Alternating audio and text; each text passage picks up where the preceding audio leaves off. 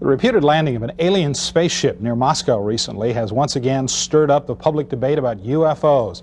Although the reports about 10-foot-tall aliens have been dismissed as nonsense by most people, there are many who would argue that UFO landings can and have occurred, not only in the USSR, but in the US and other countries. Have UFOs been given a fair shake by science, journalism, and the government? George Knapp joins us now with part one of a cover story series, UFOs, the best evidence. George? Well, Gary and Mary Ruth, some people might object to the use of the words UFOs and evidence in the same sentence. However, there is now a staggering amount of information on this subject, collected not by crackpots, but by respected, mainstream, level-headed people who want to know what, if anything, is going on. What we've tried to do is sift through as much of this information as possible to see if there's anything to it. In part one of UFOs, the best evidence, we explore whether the subject has been treated fairly by the establishment. If you have a question, feel free to give us a call. Hi, you're next on the Billy Goodman thing on KVEG. The eggplant that ate Chicago, you remember that, huh? What was your encounter like, may I ask?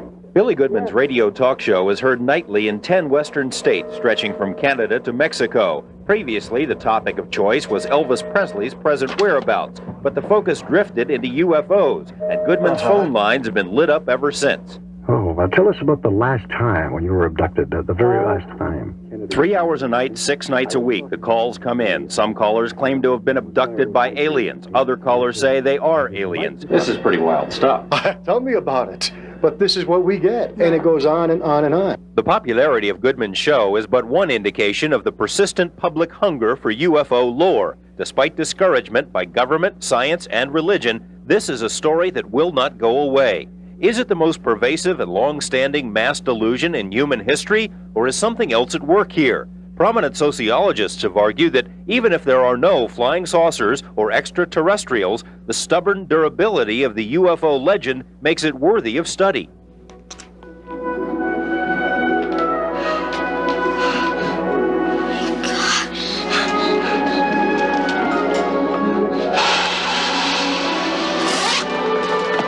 ET phone home. The human fascination with extraterrestrials is reflected in our most popular films and in popular TV programs. ET books are often perched atop bestseller lists. UFO updates grace the pages of mass circulation magazines. There are UFO hotlines and ET newsletters. Flying saucers have invaded the comic strips. UFO researchers like John Lear play to packed houses at library lectures. UFO organizations stage annual symposiums at which conventioneers can buy UFO tapes and UFO keychains, hats, and booklets, and more. I was abducted by aliens, and all I got was this lousy t-shirt. Flying saucers are big business, but the profiteering seems incidental to the enduring interest.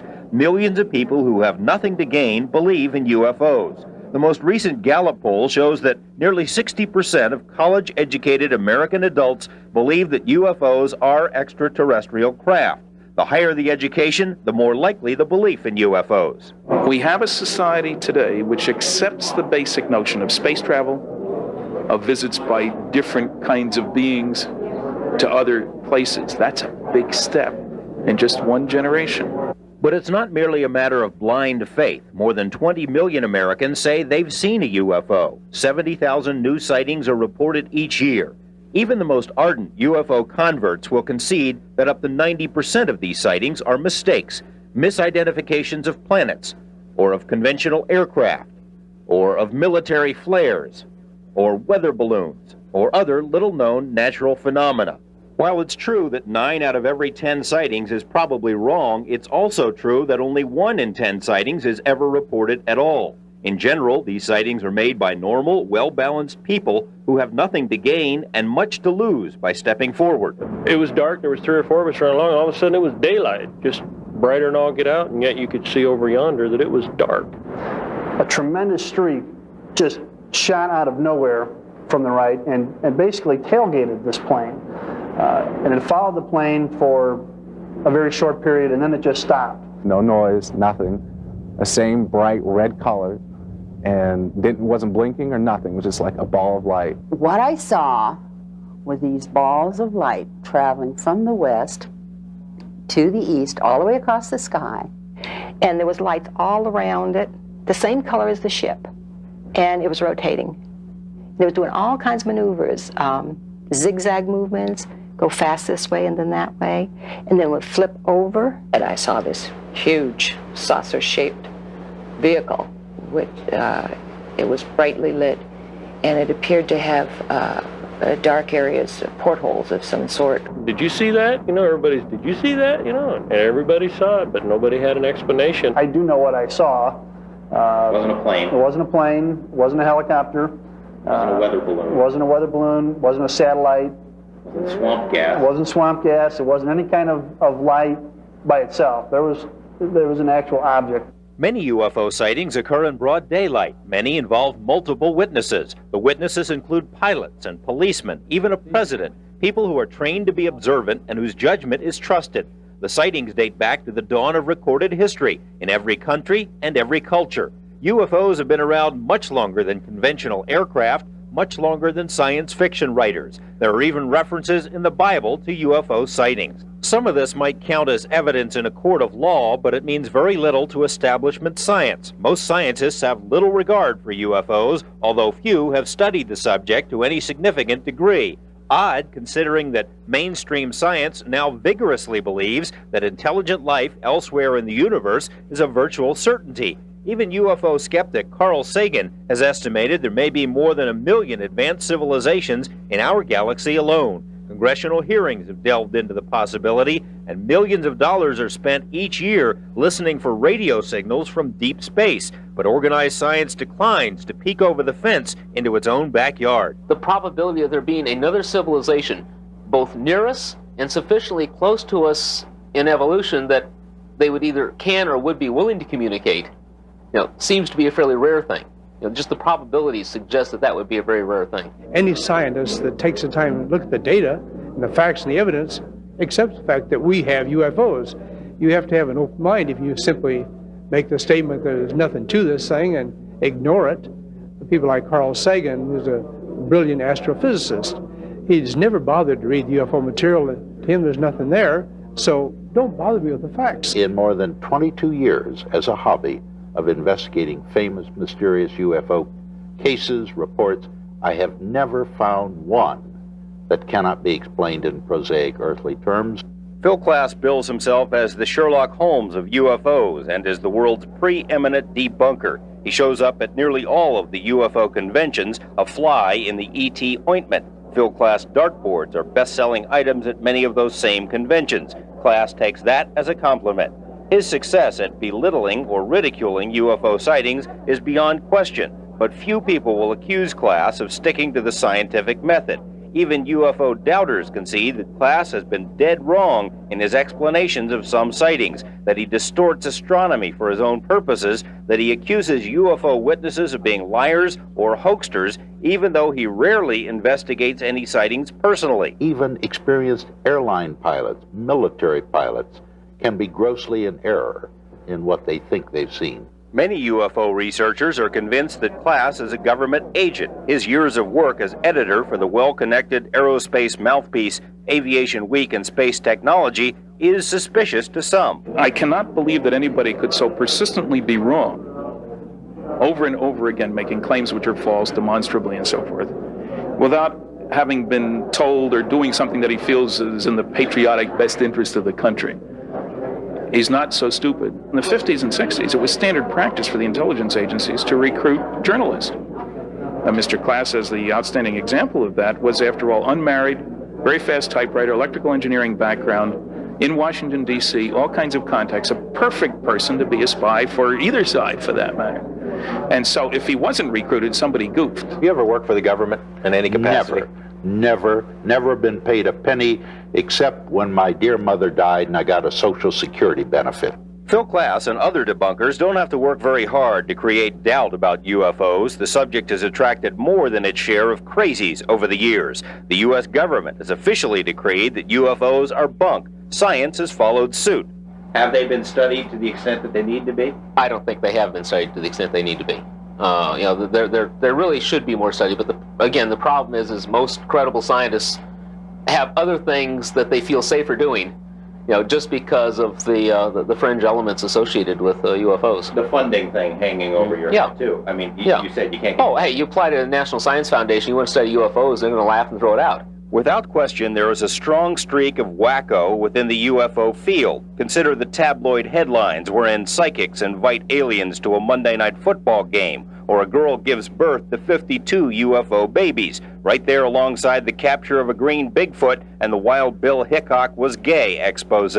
Also, psychics and channelers advertise that aliens speak to us through them. I'll tell you what, I'd like to see this sometime. Hey, that's why I'm here, bud.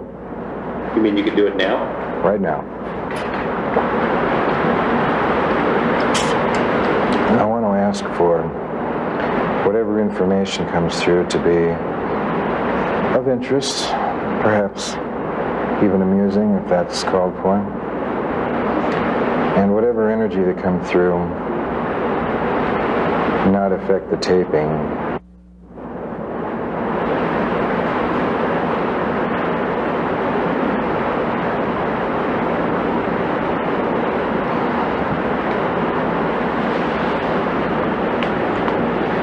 All right, Whoop speaking. Well, I will respond to questions.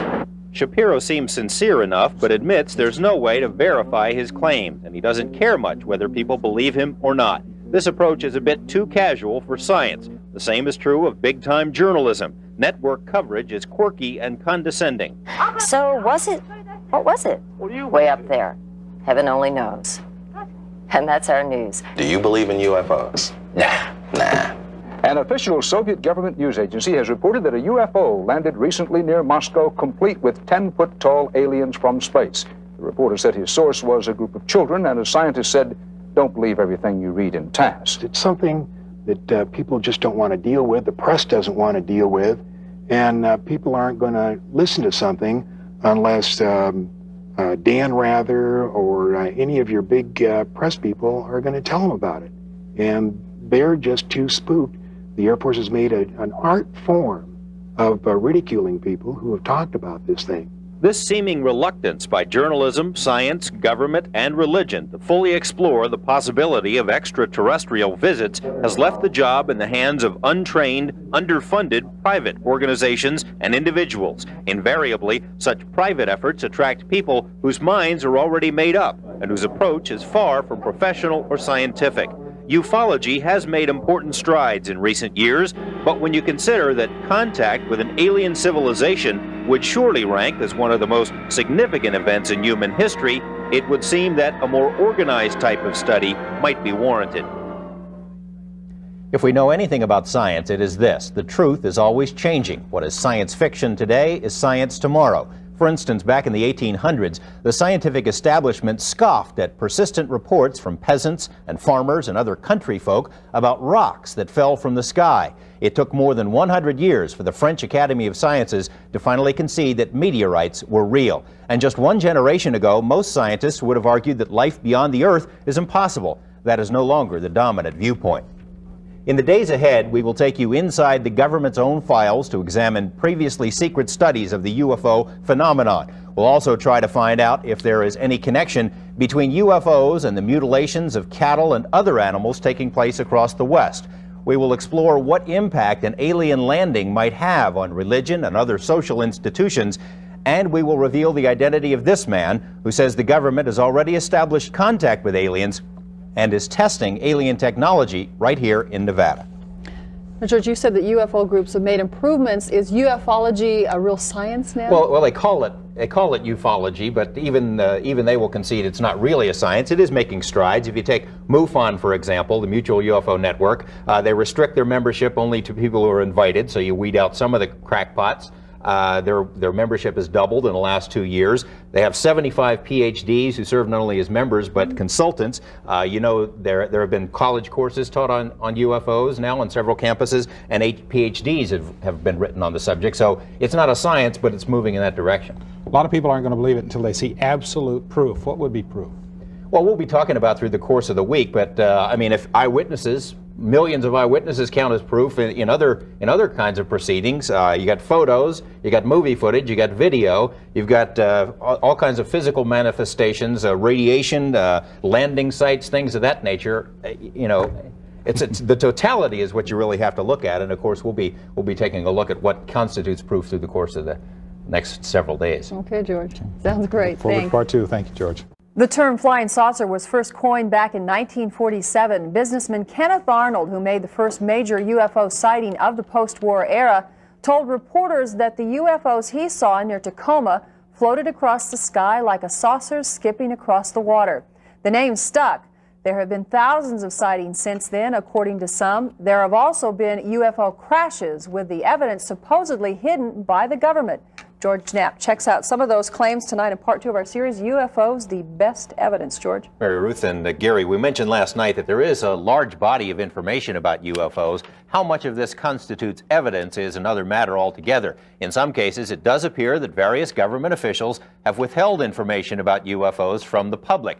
In other cases, the waters have been muddied by the UFO researchers themselves. Tonight, we examine two of the most controversial incidents.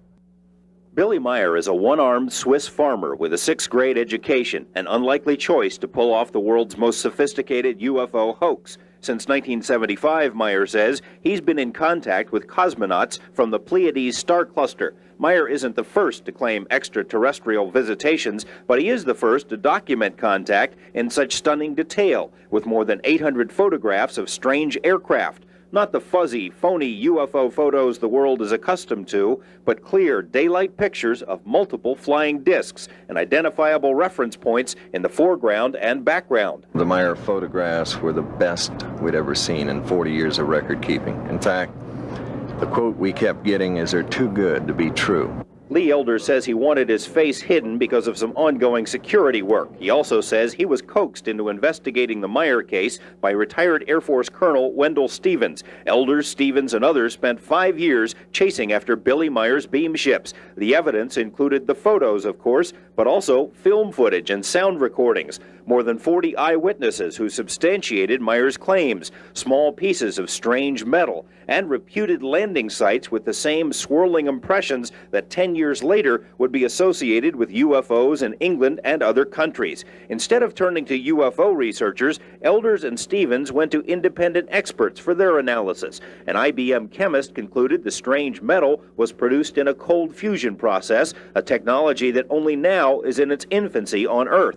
Hollywood special effects artists said the photos and film footage would be extremely difficult to fake, and computer analysis of the photos by NASA's Jet Propulsion Lab and 2 universities found no evidence of a hoax. The bottom line, outside experts independently decided the Meier material is legitimate. I am personally 98% convinced that Meier did have visitations.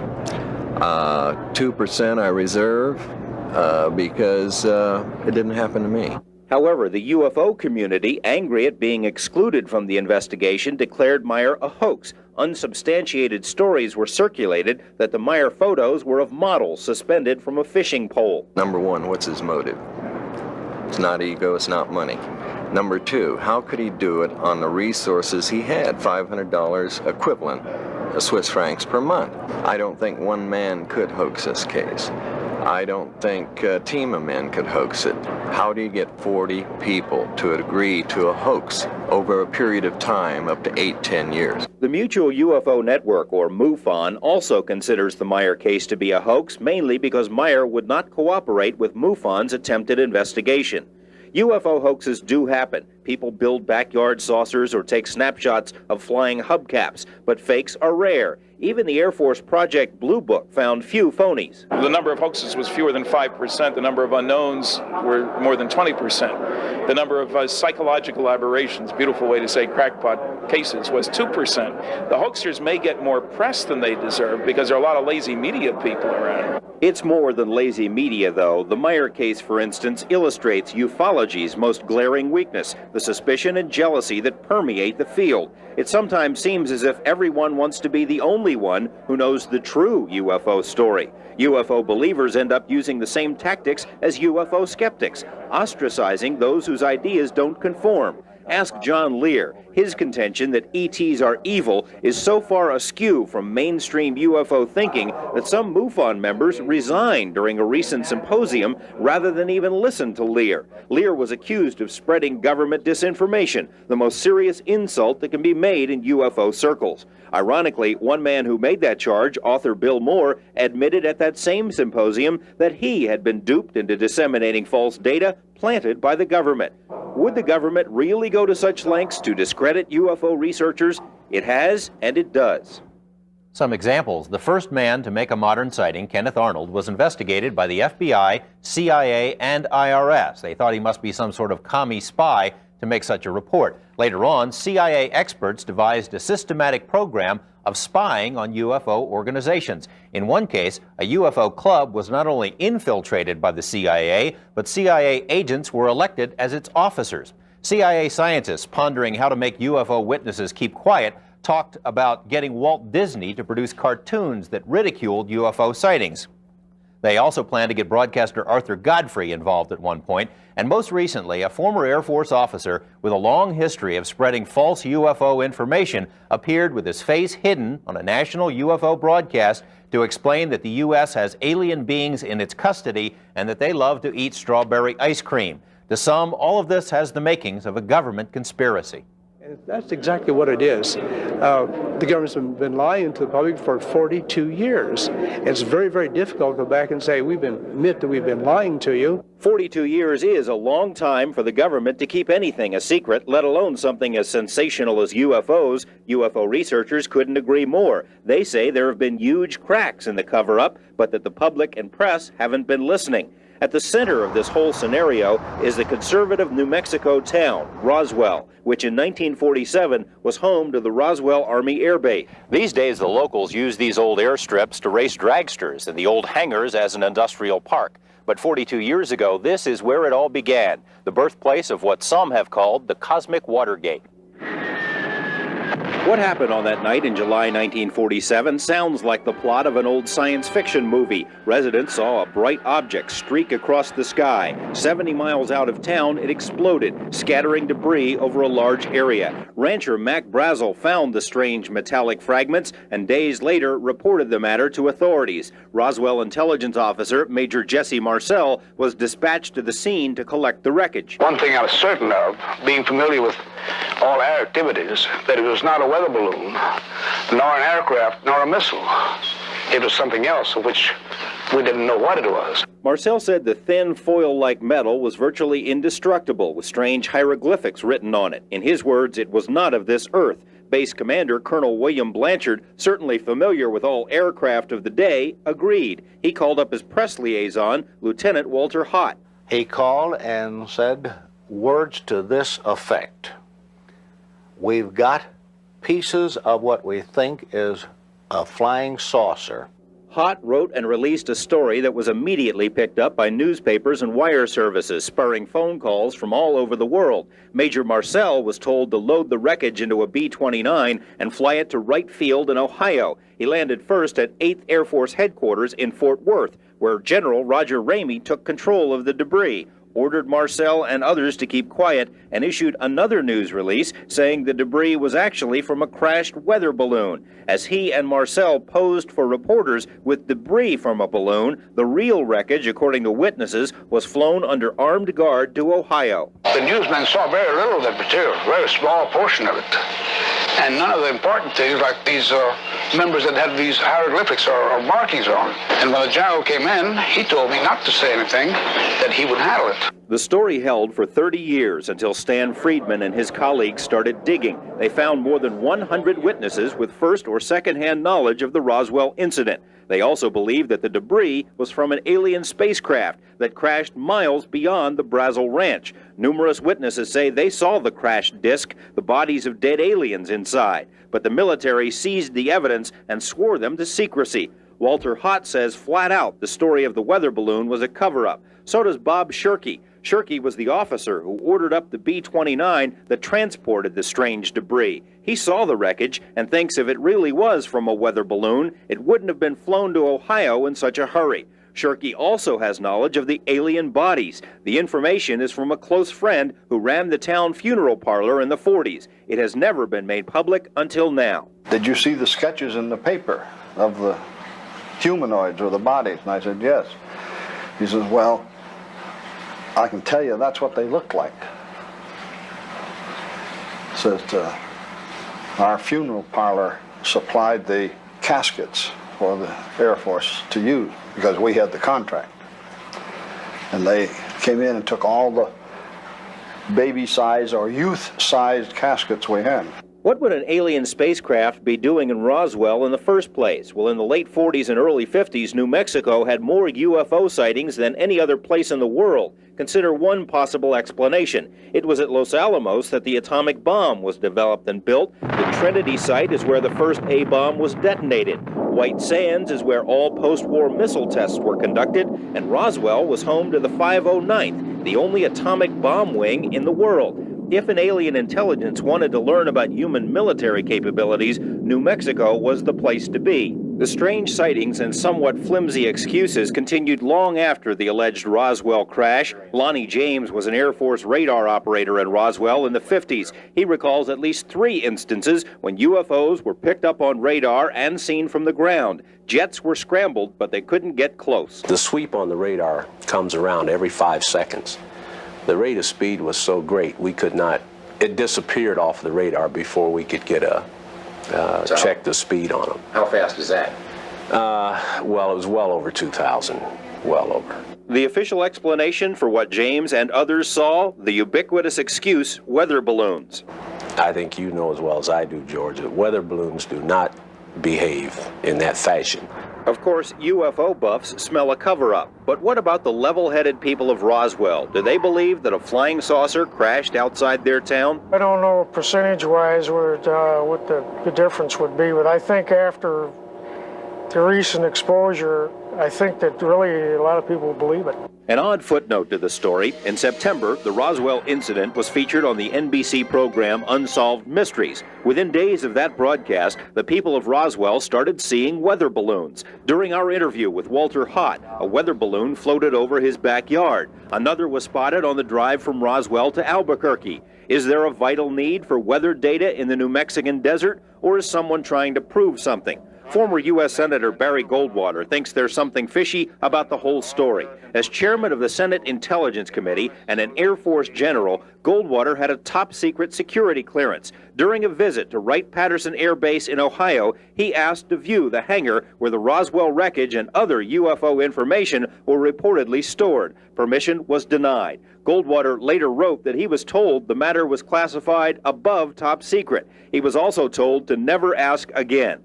What does the government know that it isn't telling us? Tomorrow, we'll delve into the government's own files to find out if the cover-up is real and ongoing. And later, we'll reveal the identity of this man who says the government is flying alien craft in the Nevada desert.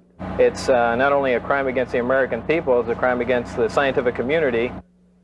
Speculation about some long-standing government cover-up is tough for many people to swallow. Tomorrow, as we mentioned, we'll look at files obtained through the Freedom of Information Act to see if there's a real basis for the cover-up allegations. Back to the first part of the story, Billy Meyer, the one-armed farmer. What happened to him?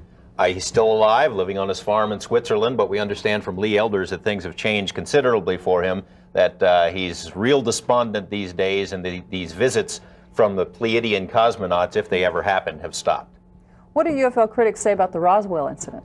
Well, Phil Klass, for example, of course, who buys none of this stuff, he basically says that all of the witnesses involved are lying. Either they're lying or they're hoaxsters. Of course, it's also been proven that of the over 100 people with first or second-hand degree knowledge of the Roswell incident, not one has been interviewed by Phil Klass. Interesting. Thank you, George. See you tomorrow night. UFO researchers have long suspected that a government cover-up has prevented the public from knowing the full story about visitors from other planets. In 1973, for instance, the director of the FBI denied that his agency had ever investigated UFOs. In 1976, the agency released more than 1,100 pages of UFO information that it had collected over many years. What forced the disclosure? It was the Freedom of Information Act. Tonight, in part 3 of our series, UFOs, the Best Evidence, George Knapp reports on other secrets that have been pried out of the government. UFO skeptics often ask, if there are aliens visiting Earth, why don't they announce themselves by flying over the White House? The answer is, UFOs did fly over the White House twice. It happened in July 1952. As the New York Times reported, 7 eerie glowing objects were spotted by pilots in the air and people on the ground. 12 different radar operators tracked the UFOs at speeds of up to 7,000 miles per hour. A week later, the objects were back again. When jets were scrambled, the lights either disappeared or zoomed away. The Air Force explained that what everyone had seen was a temperature inversion. To a man, the radar operators disagreed, but the official explanation is the one that stuck. Government explanations of UFOs are often just plain wrong. In 1965, thousands of people from Canada to Mexico watched a formation of UFOs maneuver in the skies. The Air Force said it was the constellation Orion, even though at the time Orion could only be seen from the other side of the planet. A UFO landing at White Sands Missile Base was said to be a sighting of the planet Venus, to which one UFO buff responded, "It was unforgettable the night Venus landed on the gypsum flats of New Mexico." The standing joke in UFO circles is that for every 200 UFO sightings, the Air Force can explain away 201. The possibility that our government might withhold or distort information about UFOs might seem far-fetched until you read the mountains of evidence compiled from the government's own files, evidence that strongly suggests a cover-up. The U.S. military first started seeing UFOs in World War II. Pilots called them Foo fighters. We thought they were a German secret weapon. The Germans thought they were ours. An explosion of civilian sightings in 1947 caught the military by surprise. Secret investigations were begun. A joint study by the FBI and Army concluded the flying saucer situation is not all imaginary. Something is really flying around. That report was kept secret until 1976. Yes, there was a degree of secrecy. In certain cases, there might be sightings on radar, and we didn't want the Russians to know we had a radar here or a radar there. Class is correct, but only to a point, because most of the early UFO sightings were by eyewitnesses, not radar. In New Mexico, for instance, over a 2-year period, dozens of people reported seeing green fireballs over sensitive military installations. But when radar and cameras were dispatched to those installations, the fireballs mysteriously shifted someplace else. A 1949 study by scientists at Los Alamos Lab stated the fireballs deserve serious consideration. Come on, we gotta get out. Wait, let him go. They'll never believe me. You fools, you're in danger! Can't you see? They're after you! They're after all of us! They're here already! Some have suggested the saucer craze of the 40s and 50s was a byproduct of Cold War tensions and fears. Both the U.S. and the USSR conducted secret studies to find out if the other side was behind the UFOs, and both concluded early on that the capabilities of the flying discs seemed beyond human technology. This secret report, done in 1948 by the Air Force and Naval Intelligence, is among the most fascinating UFO documents ever to surface, because it wasn't supposed to exist. A confidential memo at the end of the report ordered that all copies should be destroyed, but one copy survived and was finally pried out of the Pentagon in 1985. It's a study of more than 200 of the earliest UFO sightings, including one that occurred in June 1947 near Lake Mead. An Air Force pilot saw a formation of 6 UFOs. The report notes the UFOs are some type of flying craft, not weather balloons or hallucinations, that sighting reports were made by experienced personnel, and that the origin of flying saucers is not ascertainable. The overall effort to study saucers was called Project Sign, with headquarters at Wright Field in Ohio. In 1949, Sign personnel wrote a top-secret report concluding UFOs were extraterrestrial craft. When the report made it to the desk of Chief of Staff General Hoyt Vandenberg, though, he rejected it and ordered all copies burned. This rejection from the top was, in the view of many, the death knell for objective study of UFOs. A few weeks later, Project Sign produced another final report saying its findings were inconclusive. That report was accepted, and soon after, Project Sign became Project Grudge. Grudge evaluated reports on the premise that UFOs could not exist. According to a later report by the Library of Congress, it was the job of Grudge to explain them all. Despite this slant, 23% of Grudge cases remained a mystery. Grudge staffers decided these cases were psychologically motivated. The first official declaration that people who see UFOs UFOs are crazy. The government established an intensive program of ridicule against anyone who said they saw flying saucers, and fear of ridicule was the foundation on which the cover-up was placed. Nobody likes to be ridiculed. The sightings continued nonetheless. In 1952, there were more sightings than the 5 previous years combined, including the Washington, D.C. incidents. Yet another study was launched, Project Blue Book. Blue Book today is notorious in UFO circles as a whitewash. There is considerable evidence the project was far from objective. The man appointed to head Blue Book, Captain Edward Rappelt, says he was told in the very beginning that the powers that be are anti-flying saucer. To stay in favor, it behooves one to follow suit. Rappelt later resigned from the military and wrote a book about what he says was the Blue Book cover-up and the reality of flying saucers. The continued increase in UFO sightings was a source of concern to the CIA, and a new strategy was born, debunking. A group of CIA-connected scientists was assembled in secret to evaluate UFOs. The so-called Robertson panel spent all of 12 hours in a roundtable discussion about a handful of UFO cases. The panel concluded that UFOs are not a threat to national security, but that continued reporting of UFOs is a threat. The recommendation? The government should take immediate steps to strip UFOs of their aura of mystery through a program of public education. The final report even used the term debunking.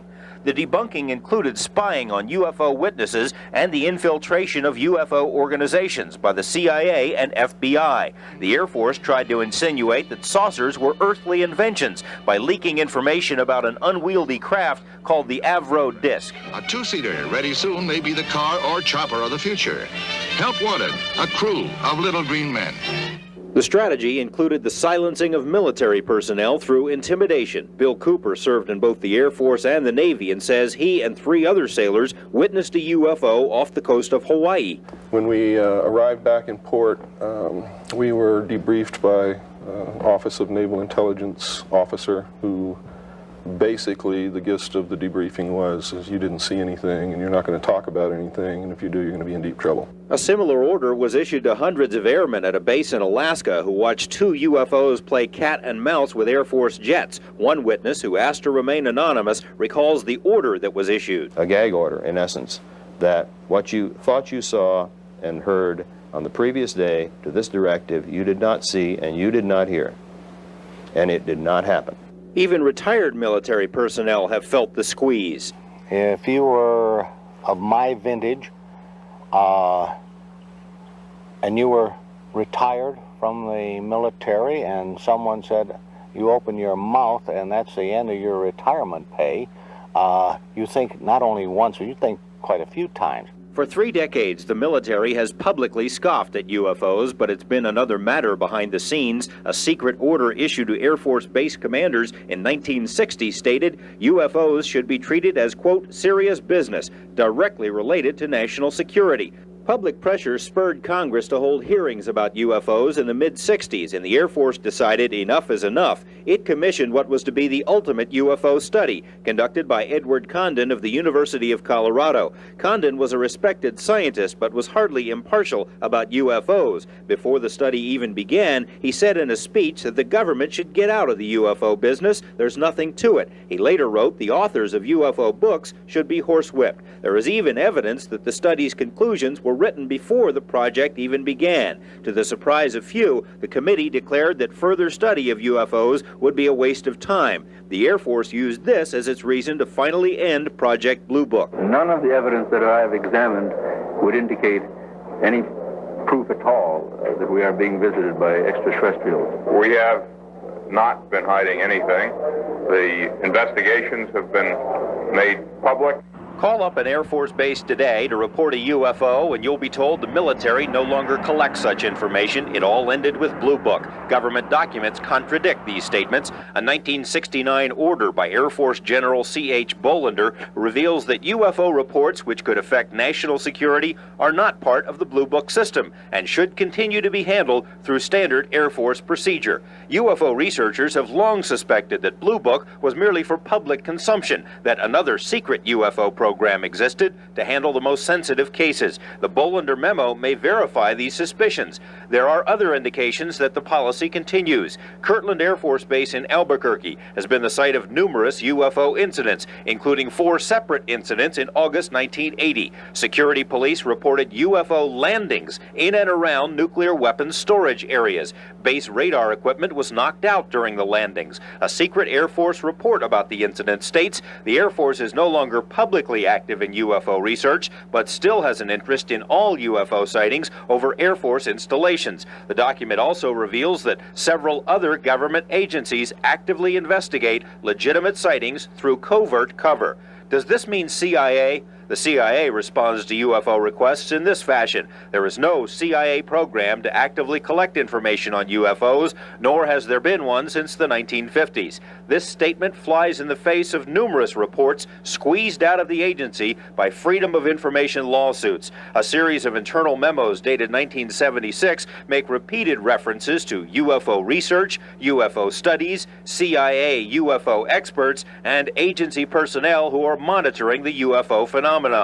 The reluctance to admit an interest in UFOs dates back at least to 1952. An internal letter from CIA's weapons chief states it is strongly urged that no indication of CIA interest reach the press or public in light of their alarmist tendencies. Officially, CIA and other government agencies say their lack of interest is because UFOs pose no threat to national security. Yet UFOs have made alarming intrusions at our most sensitive military bases. As the Washington Post reported, UFOs visited 5 separate nuclear missile launch sites near the Canadian border during a 2-week period in 1975, one right after the other. In at least one case, the UFOs tampered with the launch codes of ICBM missiles. Fighter planes were unable to catch the UFOs, which makes the government explanation that these were mystery helicopters seem specious. Mystery helicopters that can outrace F-16s visiting nuclear missile bases? If this isn't national security, what is? Oddly, the government has used the national security excuse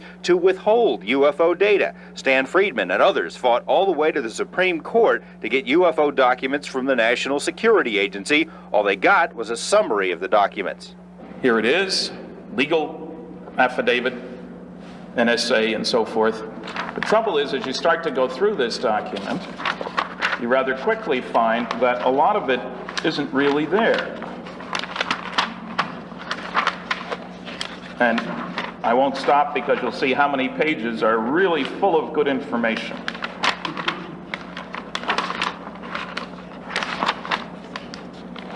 To make a long story short, approximately 75% of this document isn't there. It's the biggest secret in the history of mankind, and the government is not going to let this out. Who's not going to let it out? Is there a secret government within the government? And what, if anything, do UFOs have to do with the mutilation of cattle in Nevada and elsewhere? More on these topics tomorrow. George Knapp, Eyewitness News 8.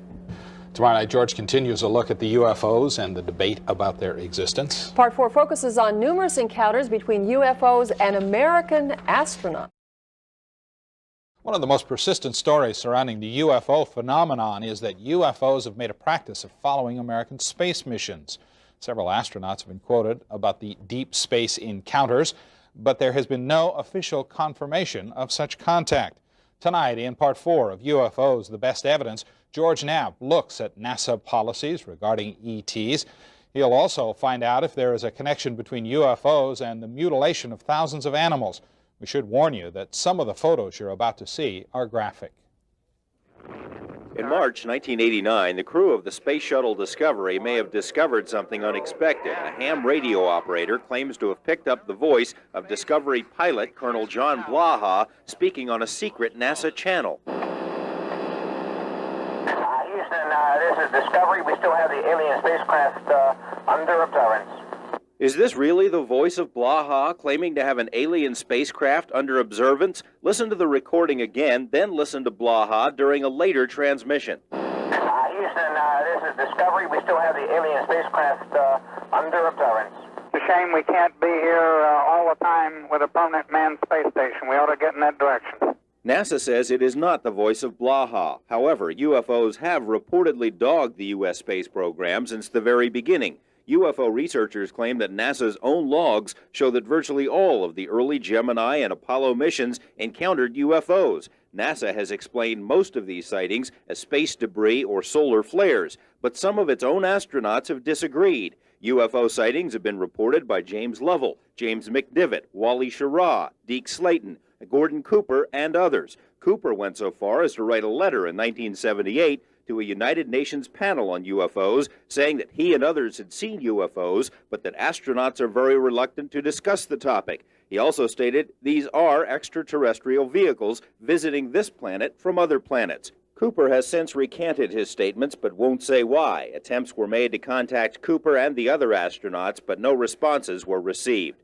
NASA's official policy states that it is not engaged in any UFO research, nor is any other government agency. Still, it's interesting to note that NASA has, since 1977, been the government's only official mouthpiece for UFO information. It's also true that NASA has extensive written policies governing encounters with extraterrestrial life forms, and agency documents contain suggested procedures that should be followed in the event that contact is made with an ET civilization. UFO researchers believe these policies were created because the government knows a lot more about alien life forms than it's telling us.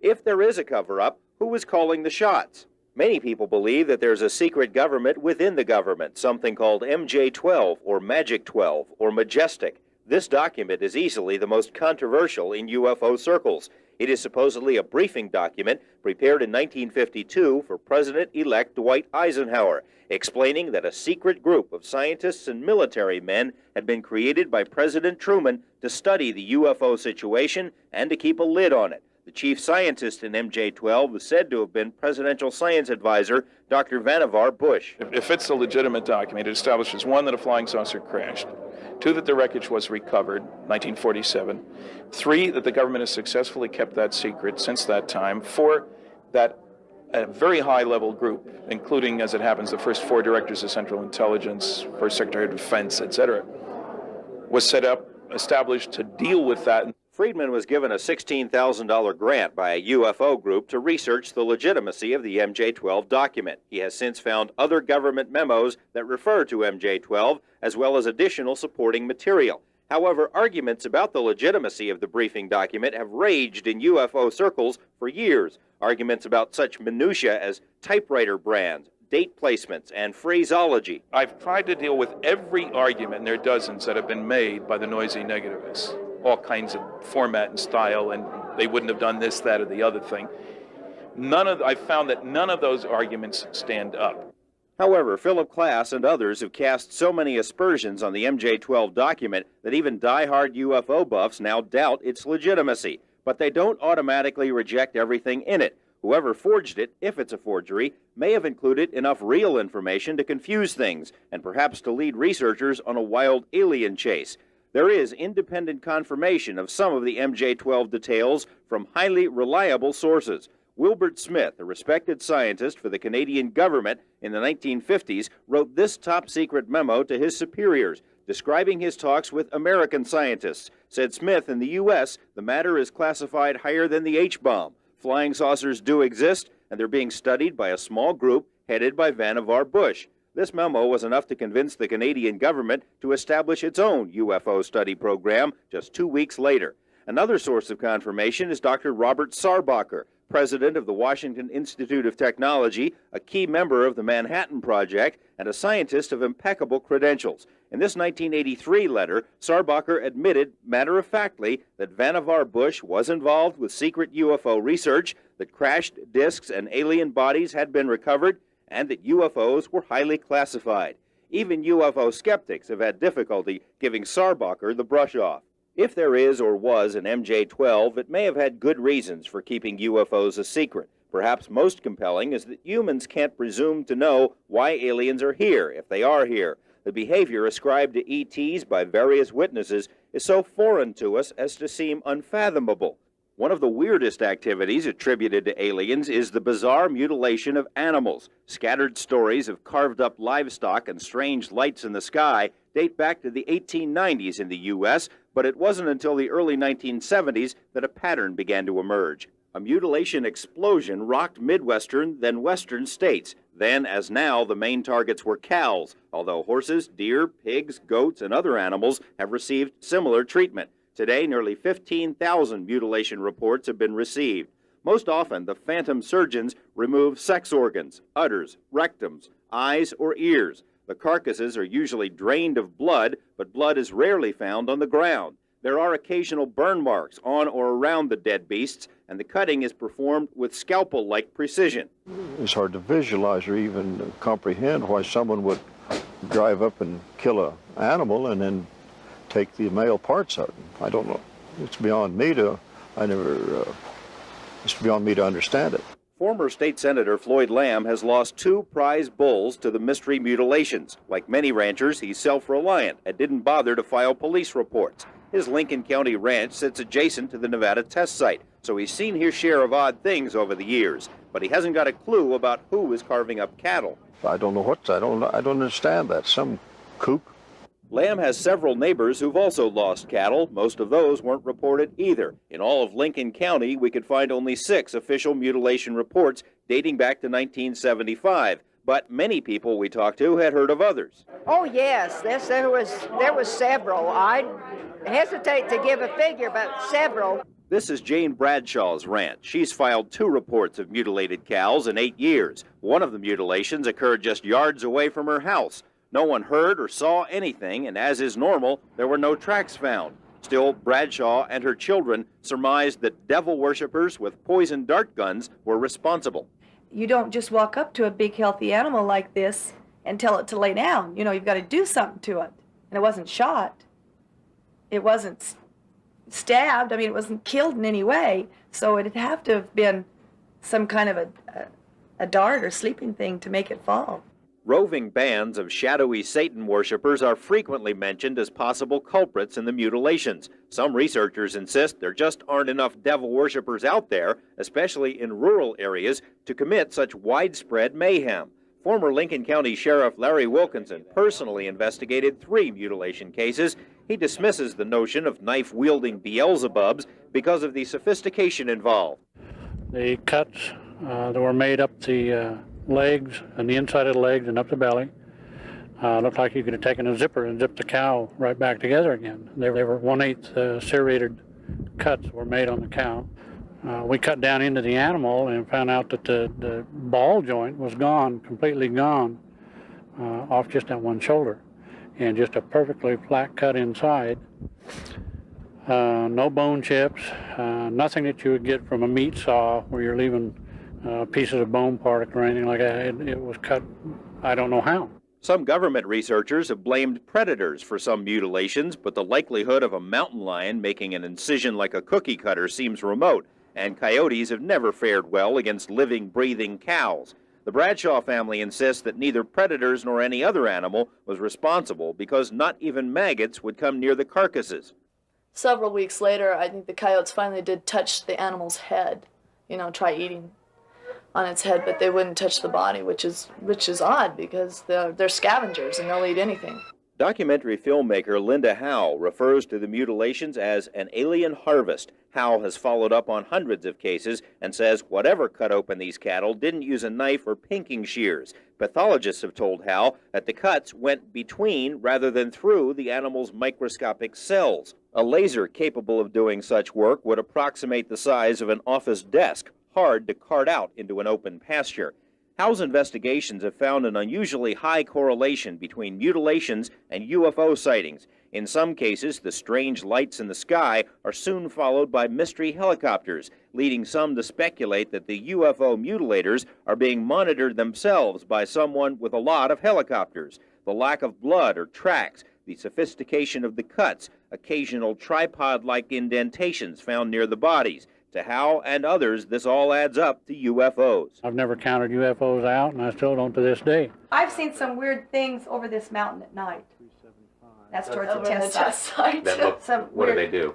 Well, I just remember some kind of a bright light going up and coming down. Whitley Strieber, who's written 2 best-selling books about alien abductions of humans, doesn't think the mutilations of cows are so weird. It could be that if they are visitors from another planet, they use the cattle for the same reason we do. And it's true that the things that are done to the cattle are quite horrible, but if you think The visitors are the only ones doing horrible things to cattle. I recommend that you visit a slaughterhouse. But is it food or some other use the UFOs have for cows? Scientists have only recently discovered a remarkable similarity between the chromosomes of cattle and of people. The possibility of some genetic experiment associated with this strange harvest is enough to make one shudder. The proximity of the Lincoln County incidents to the Nevada test site and the ultra-secret Area 51 is also of interest to some. There's a long-standing suspicion that Area 51 is an alien haven, a place where UFOs drift through the night sky. The stories recently prompted radio host Billy Goodman to organize a field trip to the outskirts of 51. Nearly 100 people unfolded their lawn chairs, unfurled their American flags, and sat back to await E.T. What we need is a real strong, positive attitude. When you get yourself in position, zero in on your area and try to make something come your way. They don't get clouds in the summertime out here. They don't get much rain out here. This is a classic mothership appearance. But those expecting a mothership were somewhat disappointed. On this night, there were several false sightings, car lights, stars, and other explainable objects. And it all took place under the watchful eye of Lincoln County deputies. Well, I came up here to try and see if I could see some UFOs, basically. But I've driven further on for a lot crazier things. Straight up! Straight up! It's moving. Look how fast it's going. I knew. My ears rang when it came over. Despite the ringing ears, no flying saucers were seen while our camera was present, but the faithful say they saw unexplainable lights later that night. These days, Area 51, adjacent to Groom Lake, has become a nightly desert hangout for UFO believers. Is it a modern folk legend, or is something really going on here? Tomorrow, a scientist who says he worked on flying saucers. George Knapp, Eyewitness News 8. I guess we'll get more on that tomorrow. This week in our series of reports on UFOs, we learned a number of things. That not everybody who sees a UFO is crazy, that our government has lied about UFO information, that it's withheld UFO files, and even spied on UFO witnesses. We've also heard from scientists who say life elsewhere in the universe is virtually a certainty. And we heard that a majority of Americans believe that UFOs are real and come from space. Tonight, in part 5 of his report, George Knapp introduces us to a local man with an amazing and disturbing story. George. Gary and Mary Ruth, we've been working on this story for a long time, and we'll tell you right up front that it's going to be hard to swallow at first. This week, we've heard the contention of UFO researchers that there's a secret government within our government. While that may be hard to believe coming from the UFO perspective, we've certainly learned in Watergate and the Iran-Contra scandal that factions within our government can and do pursue their own hidden agendas outside of the law, outside the control of Congress, or the knowledge of the American people. This is exactly the type of operation we'll hear about tonight. It's a chilling scenario with worldwide implications that may have its roots right here. Area 51, that mysterious corner of the Nevada test site, is no longer much of a secret. The fact that secretive things go on here is a given, even to the Soviets, who make daily spy flights over the facility to take a peek at what's going on. These photos, never before shown in public, are about as close as anyone will ever come to seeing what the place looks like again. The dry bed of Groom Lake, corrugated metal buildings, a 3-mile-long runway, and some highly sophisticated radar and detection equipment. It's been known by many names over the years: Dreamland, the Ranch, the Skunk Works. If ever there was a place to test a secret new technology, this is it. And that's exactly what's been done here for decades. Area 51 is where Francis Gary Powers and the other U-2 pilots were trained in the 50s, and where the U-2 itself was developed. The SR-71 spy planes that spotted Soviet missiles in Cuba in the early 60s were also developed at 51. 51 is where stealth technology was nurtured, where Star Wars devices are still tested, and where all manner of CIA monkey business has been plotted and refined. It's the perfect place for secret things, but of course, that's no secret. 51 is ringed by the forbidden vastness of the Nevada test site, by the looming Groom Mountains, and by sparsely populated desert expanses. The few people who do live out here have no love lost for the military, but they're conservative, patriotic, and they mind their own business. You ever see stuff you can't explain? Sure. Lots of stuff. Care to elaborate? No.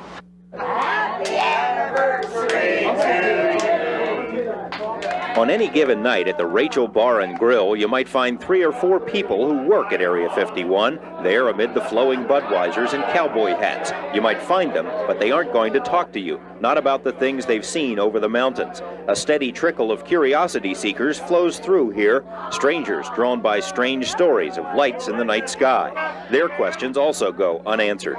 No one who's worked at Dreamland has ever publicly acknowledged what so many people have suspected for years, that alien technology is being tested in the Nevada desert. The speculation first surfaced in documents obtained by UFO researchers, documents about something called Project Aquarius. The documents, allegedly prepared for an organization called MJ-12, state that a program to fly recovered alien spacecraft was established in 1972 and is continuing in Nevada. The National Security Agency has confirmed it does have a Project Aquarius, but denies it has anything to do with flying saucers. NSA will not say what Project Aquarius is. Speculation was heightened in 1984 when the Air Force seized nearly 90,000 acres around Groom Lake. The action was, by most accounts, illegal. During congressional hearings about the land grab, Congressman John Seiberling grilled the military about the legal authority used in the action and was told the authority was at a much, much higher level than the Air Force. Seiberling asked what authority is higher than the laws of the United States. The Air Force official said he could respond,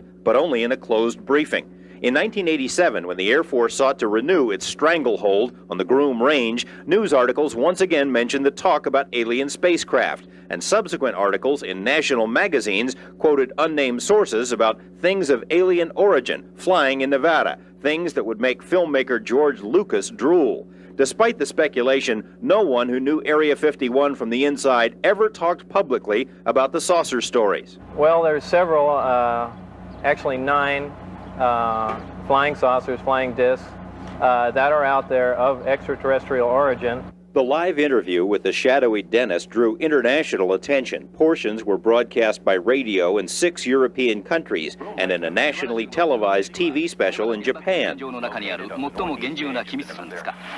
Actually 9 flying saucers, flying discs.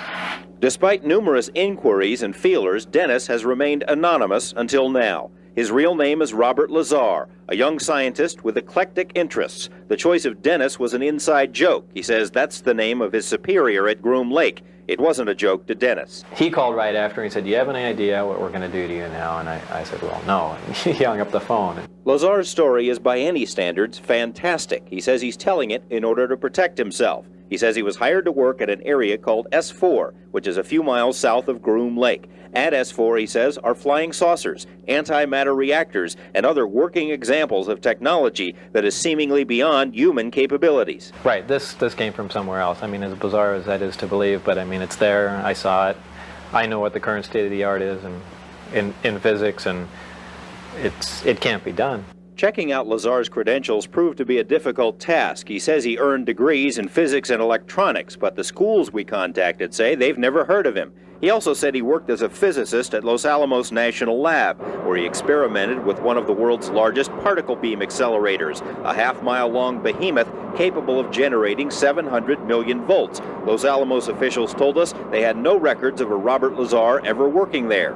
They were either mistaken or were lying. A 1982 phone book from the lab lists Lazar right there among the other scientists and technicians.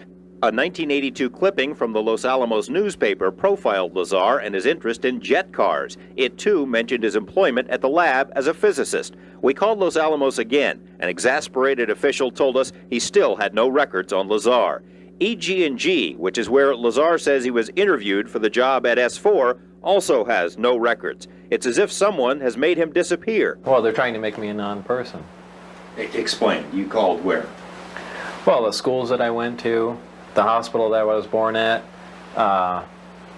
past job, and essentially nothing comes up with my name in it. He smiles, but out of futility, knowing the whole thing must sound ridiculous. According to Lazar, his employer was the United States Navy. He says he and other government employees would gather near EG&G, fly to Groom Lake, and then a very few people would get into a bus with blacked out or no windows and drive to S4. When you get off the bus, what do you see? It's a very interesting building. It's got a slope of probably about 30 degrees, which are hangar doors.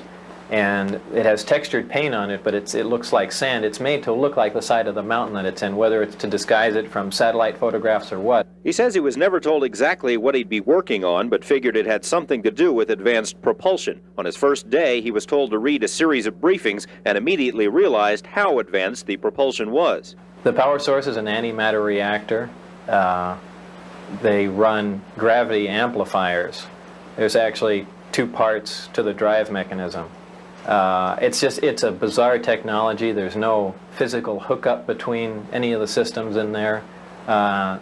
They use gravity as a wave, using waveguides, almost like microwaves. It took a while, Lazar says, before he actually saw one of the flying discs. However, there were hints everywhere. Right, they had a poster, and it looked like a commercial poster almost, like it was lithographed and you could buy it at a Kmart or something. But they were all over the place, and it had the disc that I coined the term the sport model. Was lifted off the ground about 3 feet at area S4 on the dry lake there, and the caption on the bottom said "They're here," and those are just all over the place. Later, he got to see the real thing. When I was let in, it was the first time I saw the sport model in the hangar, sitting down, and I was told they could have walked me in the front door, but they purposely wanted to walk me by it. I was told not to say anything and just keep my eyes forward and walk past the disc into the office area.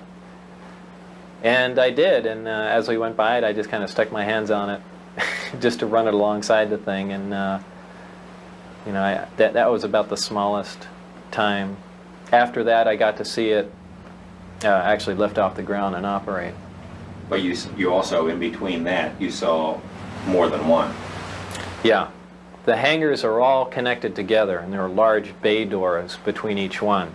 And there were 9 total that I saw, each one being different. Like they had the assortment pack. Security at S4 was oppressive, Lazar says, and his superiors used fear and intimidation almost as a brainwashing tool. It did everything but physically hurt me. Put a gun to your head? Yeah. And said what? Actually put a gun to your head? Well, they did that even in the original security briefings. They had guards there with M16s, the guys slamming their finger into my chest, screaming in my ear, some people pointing weapons at me. Like I said, it's not a good place to work. That fear factor would surface later. Lazar agreed to undergo a polygraph exam as part of this report. Polygrapher Ron Slay asked about the technology Lazar had seen. Did you knowingly lie when you said you had actually seen anti-gravity propulsion in operation? No.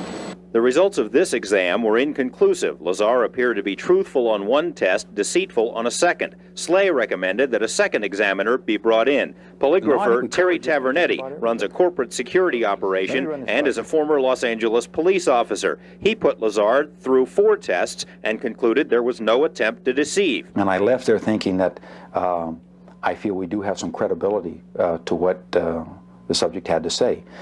And that's when I went to some of my colleagues. Tavernetti sent the test results to a third polygrapher who agreed the results appeared truthful. The charts were then sent to a 4th examiner who did not agree, suggesting Lazar might be relating information he'd learned from someone else. The polygraphers conferred and decided they would not issue a final statement on truthfulness until more specific testing can be conducted, and that's where it stands. Tavernetti believes that difficulty in determining Lazar's truthfulness stems from the fear that was drilled into him. I think we're talking about a subject here that is so far-reaching, and it is so emotional. And when you're dealing with emotions, this is polygraph, because we're dealing, in polygraph, you're looking at fear. The fear of getting caught telling a lie because something bad will happen to you if you do. Well, I am telling the truth. I've tried to prove that. What's going on up there could be the most important event in history. You're talking about contact, physical contact and proof from another system, another planet, another intelligence. That's got to be the biggest event in history, period. And it's real. And it's real, and it's there. And I had an extremely small part in it, but I'm convinced that what I saw is absolute proof of that. There is no way we could have created those systems. There's no way we could have made the discs, the power supplies, anything to go with them. Lazar says he has no intention of going on any UFO lecture circuit. He's not looking to do any additional interviews. In fact, he wasn't too crazy about doing this one. He did it after certain unfavorable things started happening in his life, and he did it because he feels that whoever is running the show up at S4 is perpetrating a fraud on the American people and on the scientific community. We intend to have much more about this story, about the operation up there, on Monday and beyond. This is by no means the end of this series of reports. In fact, on Monday, including in our story there, support testimony from other people who say they have knowledge of the flying discs at the test site, and information from people who know Lazar very well and insist his story is true. If indeed they have these flying saucers, George, it seems like it would be really hard to keep it so secret. Well, yeah, it would seem that way, except for as Lazar asked his superiors up there, they say it's the easiest secret in the world to keep. It's leaked out many times before and nobody believes it. What's the Navy saying about all of this? Well, of course, the Navy is supposed to have been his employer, and we have put some fairly pointed questions to them. Of course, number one, it may not be the Navy at all. Information is so compartmentalized up there, no one is exactly sure who is in charge. We have put the questions to several Navy departments. The answers thus far have been unsatisfactory. We've applied for more information through the Freedom of Information Act, and that information will be revealed on Monday as well. You believe his story, don't you? Yeah, I do. Yeah, I've got to know him pretty well over the last couple of months, and I believe he's telling the truth. Fascinating stuff. Thanks, you, George. Former government scientist has alleged that the U.S. military is flying recovered UFOs at a secret base in the Nevada desert. The allegations about the secret facility near the Groom Mountains first surfaced on Eyewitness News last Friday. Scientist Bob Lazar says there are at least 9 of the flying saucers being tested and that they were not built on Earth. George Knapp has more in the continuation of our series on UFOs. Yeah, well, it's obvious it came from somewhere else other than Earth. Scientist Bob Lazar is convinced that the technology he saw being tested at a secret base in the Nevada desert is of alien origin, and for Lazar, the proof is at least partially in the furniture. One of the 9 flying discs he says he saw at the base, which was designated S4, looks exactly like this UFO photographed in Europe. Lazar called it the sport model. I gave everything simple names. There's the top hat one, and the Jello mold, and the sport model operated, without any hitches at all. I mean, it looked new. If I know what a new flying saucer looks like. One of them looked like it was hit with some sort of projectile. It had a large hole in the bottom and a large hole in the top with the metal bent out, like some sort of, large caliber 4 or 5 inch projectile had gone through it. Even before he saw the sport model operate, Lazar says, he suspected that the ship came from somewhere else. The realization slapped him in the face the first time he glimpsed the inside of the disc. I got to look inside, and it had really small chairs, and I think that was the first confirmation I had. That was just a shocking thing, because every time before that I was able to label it, well, this is just a little advance that a group of scientists had formed, and they're keeping it secret, and yeah, we could have built a big disc like that, that's no problem, and we could have adapted these to make it fly, but why does it have little furniture inside, essentially little seats, and things began to click together just all too fast. A few of the discs had been completely dismantled to find out how they worked, Lazar says, but others were fully operational. A Japanese TV network created this animated version of Lazar's story after his first interview with us aired in May. Lazar says the dramatization is similar to a test flight he witnessed. The bottom of it glowed blue and began to hiss like high voltage does on a round sphere. It's my impression that the reason that they're round and have no sharp edges is to contain the high voltage. Like if you've seen on high voltage systems, insulators, things are round or else you get a corona discharge. In either case, it began to hiss as in high voltage, and it lifted off the ground quietly, except with that little hiss in the background, and then that stopped as soon as it reached about 20, 30 feet. Lazar says the test of the sport model was a short one, that it made only a few moves before setting back down. He didn't see who was actually flying the craft, but was very impressed nonetheless. Well, there's no action-reaction system to it. There's no, like in a jet engine, exhaust gas being thrown out, no propeller, no noise. It's just, for all intents and purposes, magic. To Lazar's knowledge, the flying discs are not being used for, say, any flights to Jupiter. He says excessive caution and intense secrecy contributed to the plodding pace of the program and were a main source of his disenchantment. It's just unfair, outright, not to put it in the hands of the overall scientific community. There are people that are much more capable of dealing with this information, and by this time would have gotten a lot further along than this select group, select small group of people working out in the middle of the desert. They don't even have the facilities really to completely analyze what they're dealing with. Well, he was being quiet, and if he kept me abreast of anything, he kept me abreast of the security checks. They'd randomly drop by his house. They threatened his wife. They threatened his wife's life. They had done all that, so we really didn't converse. I mean, he really was adhering to the program. Gene Huff is a Las Vegas real estate appraiser, a regular guy who just happens to have a friend in the flying saucer business. He learned about Lazar's S4 experiences only after a long period. Lazar is anxious for people to know that he didn't just run right out and spill the secrets of the universe, and that some things are properly kept confidential. I did not believe that this should be a security matter. Some of it, sure. But just the concept that there's definite proof, and we even have articles from another world, another system. You just can't not tell everyone. A lot of people don't believe that, but I do. When he reached what felt like his bursting point, he took Huff and a few others to the edge of the Groom Mountains to see the flights for themselves. A total of 5 witnesses on 2 consecutive weeks managed to dodge security patrols long enough to see the strange glowing object lift above the mountains. It came up above the same mountain. It moved around. It did a step move. It actually went up in the air like this and hovered, then dropped way down. Then it just floated around and cruised around, and then it started coming up the mountain range. This home videotape was recorded during one of the trips to the Groom Mountains. No, what? Did you see that move it did? No, I didn't. It went like it went boom, boom. Wow, look how bright it's getting. Look at it now. It's getting bright. Not bright enough for me to get the son of a bitch. Here, hold on, right here.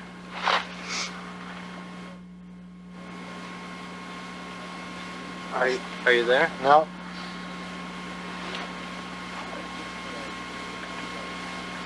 It is bright right now.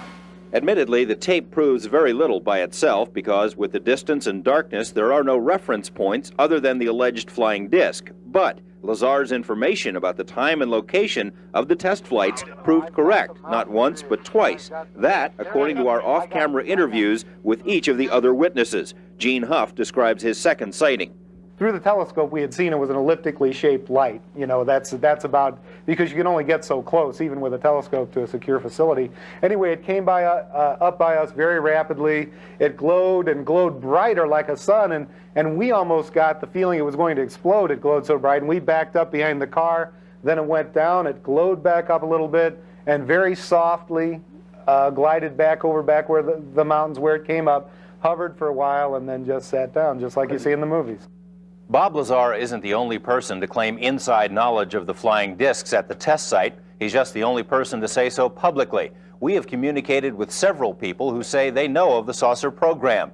A technician in a highly sensitive position told us it is, quote, common knowledge among those with high security clearances that recovered alien discs are stored at the Nevada test site.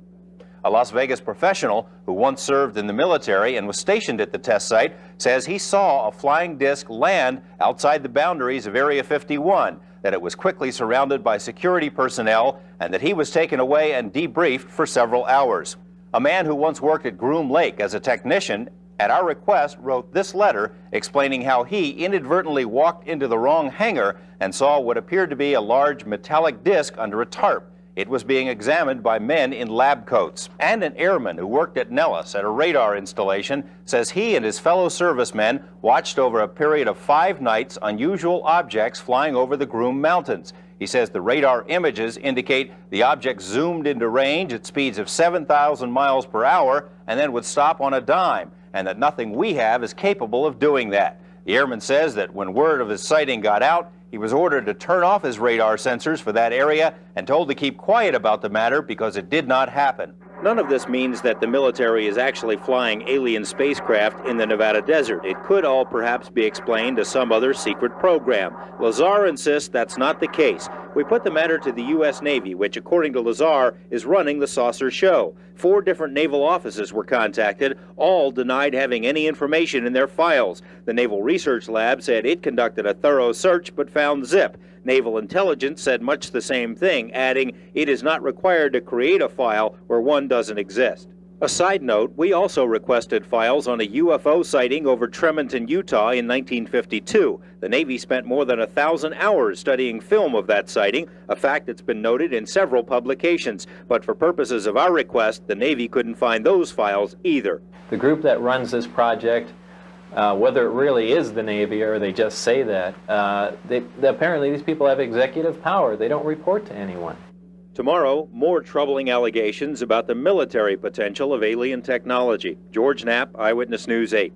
Astronomer and UFO skeptic Carl Sagan once remarked that we cannot discount the possibility that alien evangelists are wandering the universe, looking for souls to save. Sagan does not believe that aliens have visited Earth yet, but a lot of other people do. A confirmed contact with them would certainly change the way we all look at the world, and it might even affect our religious beliefs. Tonight, in the continuation of our series on UFOs, George Knapp talks with religious leaders and also looks at the possibility that aliens have been abducting humans. Tongues were certainly flapping when these strange Christmas lights first appeared as decorations at a Las Vegas home. The odd combination of a star and swastika raised the specter of Christmas Nazis or Noel skinheads. Paulette and George Ficou laugh at such interpretations. The symbol in the Christmas lights is the same one they wear around their necks.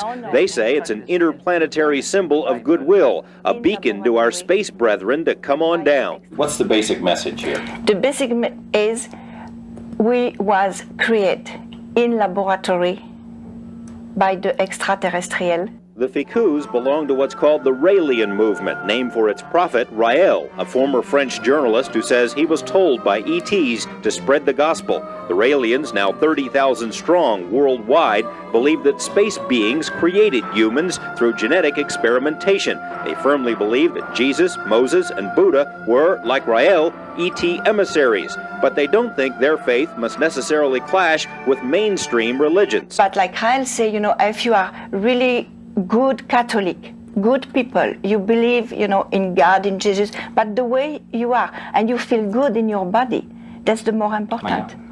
And that's it, don't change.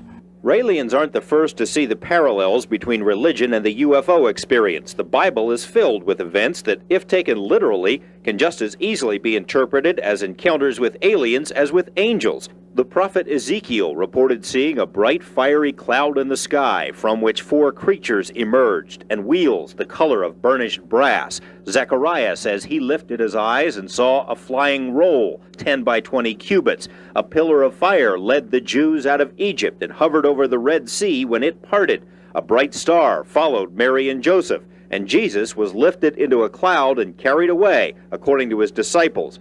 The original Hebrew word for God, Elohim, can be literally translated as those who came from the sky. In the book of Genesis, God is quoted as saying, "Let us make man in our image." Similar writings from other religions are also subject to interpretation. Hindu scriptures refer to a self-propelled celestial car with many windows and a melodious sound, a blazing missile of smokeless fire. Brigham Young of the Mormon faith wrote that mankind is the offspring of parents brought here from another planet. Theologists and even anthropologists say they've found considerable evidence in ancient writings supporting the idea that ET and God are one and the same. That what we're really dealing with is the fact that we're genetically engineered 300,000 years ago as a species. All the archaeological data that we have at this point points to it. Between 4,000 and 8,000 BC, we had just been going along and for hundreds of thousand years not doing anything. All of a sudden, bang, we started making pottery, invented the wheel, invented fire, and everything took off. What was the key that did that? I don't know, but it causes one to think. This concept that humans might have been created by aliens won't be warmly embraced by the major religions. It's about as welcome as Christianity must have been to the Roman clergy. However, religious beliefs may be at the very center of the UFO experience. Some critics have suggested that UFO sightings are made for the same reasons that people believe in God. They want to believe in a higher power that can solve their problems, or because they're searching for something in their lives. The critics think that's why people call into the UFO talk shows or take trips into the desert in hopes of seeing a UFO. This may explain part of it, but so many of the sightings are made by well-adjusted people of all different religious persuasions, that it can't be the complete explanation. Major religions aren't necessarily opposed to the belief that there's life elsewhere in the universe. One Catholic leader told us that a confirmation of alien life wouldn't change much at all in the Catholic faith. Others concur. One of the most beautiful things that was ever said about this to me was said by a priest, an old friend and I think a wonderful priest, who said that nothing like this can do anything except increase the glory of God, and I think he's quite right. Dr. Don Christensen, a Mormon stake president, says Mormons are confident there is life elsewhere. Well, basically, we believe that God, through the Savior Jesus Christ, created this earth and peopled it, that we're sons and daughters of God, and that other similar earths have and maybe will be created. Christensen says actual contact with alien life wouldn't change Mormon beliefs at all, but he doesn't buy the concept that UFOs and angels are the same. No, I think the only thing I would point out is I think what people refer to as UFOs and what we talk about as angels or heavenly visitations are two separate things. The Jewish faith also seems to have little trouble accepting the concept of life elsewhere. However, UFO true believers think despite this liberal view, religions will have to make adjustments because aliens aren't just out there. Religion is going to have to deal with the fact that it's not just here. We're going to have to deal, as important as the Copernican revolution, the Earth isn't the center of the universe. Now, man isn't the center. You know, some people have trouble with that. The radio astronomers think they're going to discover aliens and they're going to act as the middlemen to society, giving them all the secrets of the universe. That has nothing to do with dealing today with aliens being here now. One of the few religious doctrines that has difficulty with the alien concept is the fundamentalist Christian view. Many fundamentalists say UFOs are definitely real, but are satanic in origin. Author Whitley Strieber presents what could be an even greater challenge to contemporary religious thought. Strieber is one of thousands of people who claims to have been abducted by aliens. The alleged encounters follow the same scenario over and over again. Small gray beings with big heads and dark oval eyes pick up a subject, take them off on board a craft, perform medical exams, and then drop them off. Strieber has written 2 best-selling books about his experiences at his cabin in New York. This experience, because it happens at the edge between dream and reality and seems so caught up in mythological symbolism and things like that, it seems to me has got something to do with the soul, and that it may be that that is the primary issue here. I don't know. We don't know much about the soul in our life, in our world, but maybe the visitors are not so blind to the soul as we are. Maybe they do understand it more. Housewife Elka Emmons is one of those who's experienced so-called missing time. She says a UFO followed her car for miles and landed in her backyard. And at that point, I panicked. And I shut off all the lights, and I went upstairs, and I hid in the corner of the bedroom. And as I told you, I sat there for what seemed to be no more than a minute or 2. And then I woke up in the morning. You woke up and where were you? I was in bed in the morning. Yeah. You have the feeling that something happened? Or you don't want to think about it? I obviously lost the time because I don't know how I got in bed in the morning. Emmons fears undergoing hypnotic regression as a means of remembering what happened that night, but many other people have tried it. Their stories are remarkably similar. Psychologists say that's because the human mind will make things up to fill in the gaps. They also say UFOs are so common in the media that the alien hypothesis has been drilled into everyone's subconscious.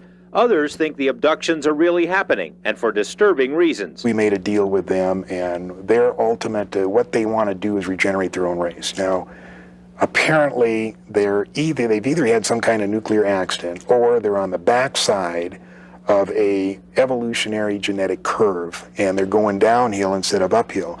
Lear thinks the aliens have been implanting abductees with strange little devices. As proof, he points to this odd item found by British doctors in the placental fluid of a pregnant woman. It looks to them like a microscopic computer chip. They wrote to an international science magazine asking if anyone could tell them what it was. 3 years later, they still have no explanation. This dark side of the UFO phenomenon has given rise to all sorts of conspiracy theories about why they're here and why they remain hidden. Tomorrow, in the conclusion of this series, we'll examine some of these ideas. George Knapp, Eyewitness News 8. Some people say that the UFO cover-up may have something to do with the assassination of John Kennedy. We will look at that tomorrow. The worldwide interest in UFOs just won't go away. Despite discouragement from governments and science and religion, people all over the planet suspect that something is going on and that world governments are hiding something.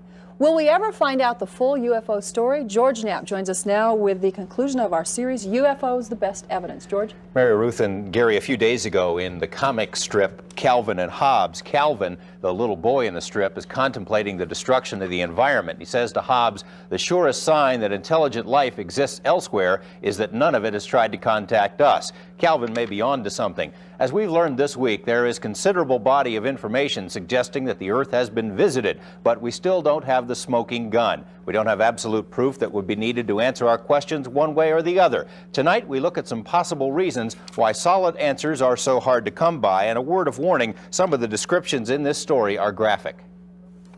This is not a question of legitimate national security. This is a question of a few civilian and military thugs usurping the constitutional authority of the Senate and the Congress and the citizens of these United States of America to cover up an illegal transaction made with an alien nation in which American lives were traded for highly advanced technology. If you're looking for the ultimate conspiracy, UFOs are for you. The story has it all. Aliens from outer space in secret alliance with a government cabal controlled by the Trilateral Commission, selling drugs to finance flying saucer research in a plan to take over the world and put us all in slave labor camps. UFO buff Bill Cooper, for one, says it's all true and that he read it in secret briefings while serving as a naval intelligence officer. No such conspiracy theory would be complete without tying in the John Kennedy assassination. Some UFO people point to this enhanced film of JFK's murder as proof that the gunman was actually the limo driver, a government agent. If you watch it enough times, it almost appears the driver reaches around with his left arm and points a shiny object at Kennedy just as the bullet strikes the president. But what does any of this have to do with UFOs? President Kennedy had taken offense to the sale of drugs to the American people to finance the black projects, and that he thought the American people should know what was happening and that aliens were here and be able to decide their own fate. And for that reason, he had to be killed. Former military officer Bill English says he read the same secret UFO reports as Cooper. He believes space aliens are here to eat us and says he saw evidence of that while serving in Vietnam when he was sent into the jungle to recover a B-52 that had disappeared after encountering a UFO. English says the plane was found intact, but the crew had been mutilated. Sexual organs have been removed, anuses have been removed, cord to the colon. Blood had been drained from the bodies completely. As far as we were able to tell at that time, there was no blood whatsoever in the aircraft. Most people associated with UFO research don't buy this dark side of the alien hypothesis, although they do believe there's an ongoing conspiracy of silence involving all of the world's major governments. With so much conjecture and so little hard information, it's extremely difficult to sift through the fabrications and fairy tales. But it's clear the subject has caught the attention of some of the greatest minds of this century. Winston Churchill demanded to know the meaning of flying saucers and commissioned a secret British study back in the 1950s. President Harry Truman, suspected by some of creating a panel known as Majestic 12 to study UFOs, stated if they are real, they're not from Earth. Other prominent names have dropped more tantalizing hints. Dr. Hermann Oberth, the father of modern rocketry, made his beliefs clear that flying saucers were from beyond our solar system. Dr. Werner von Braun, in explaining why an American rocket test had mysteriously gone awry, made this statement suggesting that humans were already in contact with a power from beyond. He declined to elaborate. General Douglas MacArthur was more specific, boldly predicting that the Earth would one day have to unite to defend itself against aliens. General George Marshall confided to a close friend that UFOs are real and that by hovering over our military bases, they've proven they could blow us to bits if they wanted to. Future President Gerald Ford said in the mid-1960s the American people should be enlightened on the subject of UFOs. So why hasn't this happened? If you accept the gloomy vision of Bill Cooper and Bill English and others, then the government might have good reasons for keeping the truth from the public. In fact, classified studies done for NASA and the CIA have concluded that widespread panic would be a real possibility if contact with aliens was made official. But those studies were made decades ago, and our views of ETs have certainly changed. I think the public can handle it. I think we've been brainwashed pretty thoroughly. If you watch television in the morning, it's all spaced out stuff. You know, Gumpy was abducted and, you know, this kind of thing. Even Friedman admits that alien visitations would cause widespread upheavals, changing the way we look at everything. Would the oil industry suddenly become worthless if we were introduced to new sources of energy or new technology? Would people think of themselves as Earthlings instead of as Americans or Russians or Chinese? A sudden, abrupt announcement would certainly have profound effects, which is why many people suspect we are being told, but in bits and pieces, conditioned over generations to accept the alien presence. I've often wondered, what if all of us in the world discovered that we were threatened by a power from outer space, from another planet? Wouldn't we all of a sudden find that we didn't have any differences between us at all? Ronald Reagan made allusions to alien forces not once, but 5 different times, including a speech before the United Nations. And why did he say that 5 times? Once, it's a nice figure of speech, but he said it in the United Nations. He said it to Gorbachev in Geneva. Gorbachev responded, saying he didn't disagree with him. He said it at a high school in Maryland. Why bring that up unless there was some reason for bringing it up? Friedman says Reagan also dropped hints in private about UFOs. One such incident occurred following a special White House screening of the movie E.T. The story was related to others by producer Steven Spielberg. When the showing was over, Reagan got up, put his hand on Steve's shoulder, and said, you know, fewer than 6 people in this room know the whole story. Now, I have a close colleague that got that direct from Steve. What I'm saying is, our society has been brainwashed. The possibility that the government is using the mass media to influence our attitudes about UFOs is an intriguing one, and not without at least circumstantial support. Consider the general tone of 1950s sci-fi movies. Grotesque, evil aliens were on Earth to conquer and destroy. It's a far cry from the gentle space creatures we know from today's films. It's interesting to note that Steven Spielberg's Close Encounters of the Third Kind had as its scientific advisor this bit actor with the goatee, otherwise known as Dr. J. Allen Hynek, who was chief scientist in the Air Force's Project Blue Book. On television, we've got ALF and Alien Nation, different approaches to the theme of humans adjusting to an alien presence. Some UFO researchers are convinced that major corporations are participating in the indoctrination process. Even in the print media, you see this sort of thing constantly. This is a corporate advertisement by Amoco Oil that runs in Phil Klass's favorite magazine, Aviation Week and Space Technology. And there's no direct reference in the dialogue to this high technology advertisement other than the picture itself. And I think what they're trying to tell us is that the picture speaks for itself. Would private interests participate in the conspiracy? In 1969, several requests were put to the RAND Corporation for copies of a UFO study it had reportedly done for the government. RAND denied any knowledge of such a study, but here it is, written just a few months before the requests for copies were made, and concluding that the UFO field deserved much more study than it was getting at the time. Senator Barry Goldwater also alluded to a gradual release of UFO information. Goldwater had tried to gain access to UFO files and was turned down, but he confided in a letter he'd been told a plan was underway to release the UFO story to the public. As a presidential candidate, Jimmy Carter vowed to completely open the government's UFO files because Carter said he had seen one himself. In 1977, there were hints in national magazines that disturbing revelations were about to be made by the president. They never were, and Carter didn't open the files. We wrote to ask him why, and were told Carter is too busy for any interviews. Perhaps the secrecy isn't the government's idea. Perhaps it originates elsewhere. It's quite obvious that the secrecy doesn't even originate with the government. Why don't the visitors land on the White House lawn and make themselves public. Why didn't they do that this morning? The reason is they themselves are the architects of the secrecy. Strieber, who claims to have been abducted by aliens several times, says that humans should not presume to understand the motives of the visitors. Perhaps they are adhering to Star Trek's prime directive, non-interference with developing species. If the aliens have been observing Earth for any length of time, they've witnessed untold examples of war, barbarism, and environmental destruction.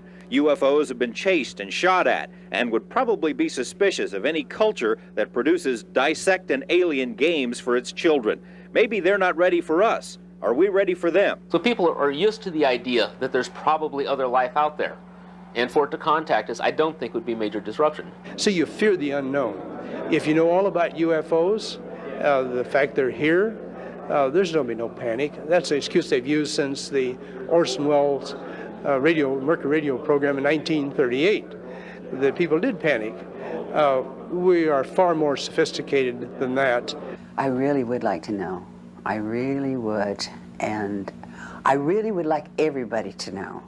I think it's extremely important that everybody have the truth. I think people need to realize that, yes, there has been an alien visitation. They're here, and I don't think that will upset people. It might upset them that the government has hidden it, but I don't think they'll fear that aliens have actually been here as much as they fear what possible tidings the aliens may bring.